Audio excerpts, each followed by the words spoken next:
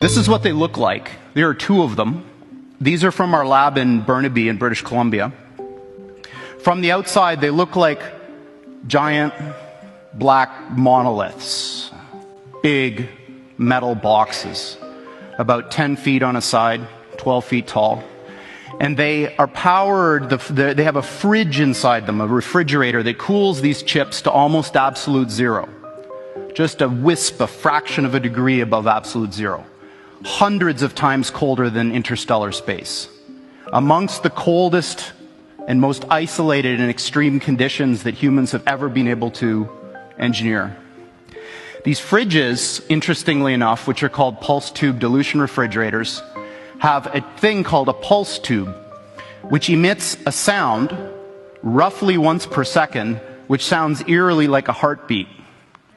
So if you have the opportunity to stand next to one of these machines, it is an awe-inspiring thing, at least for me.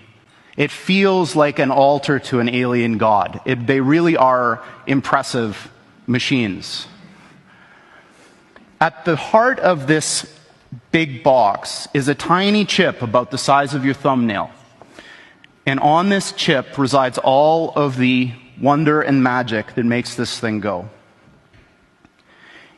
In quantum mechanics, there's this concept that a thing can exist in two states which are mutually exclusive at the same time, quote unquote. And I'm using those words because the English language was developed before we had concepts to describe what these things actually are doing.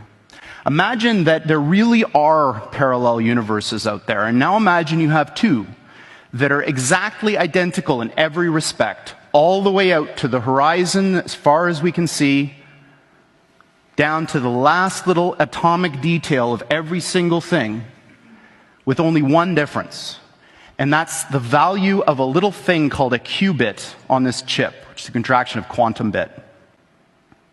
And that qubit is very much like a bit or a transistor in a conventional computer. It has two distinct physical states, which we call 0 and 1 for bit. In a conventional computer, these are mutually exclusive. That device is either one or the other, and never anything else. In a quantum computer, that device can be in this strange situation where these two parallel universes have a nexus, a point in space where they overlap. And when you increase the number of these devices, every time you add one of these qubits, you double the number of these parallel universes that you have access to. Until such time when you get to a chip like this, which has about 500 of these bits, you have something like 2 to the 500th power of these guys living in that chip. So the way I think about it is that the shadows of these parallel worlds overlap with ours. And if we're smart enough, we can dive into them and grab their resources and pull them back into ours to make an effect in our world. Now, this may sound very odd to you and bizarre, and in fact, I am using language that a normal theoretical physicist probably wouldn't use, but this is, what I'm telling you is absolutely correct and in line with the way that these things actually work. The doubling of the number of these qubits on the chip has happened once a year for the past 9 years. So for the last 9 years, every year the number of these qubit devices has doubled, and it will continue to do so.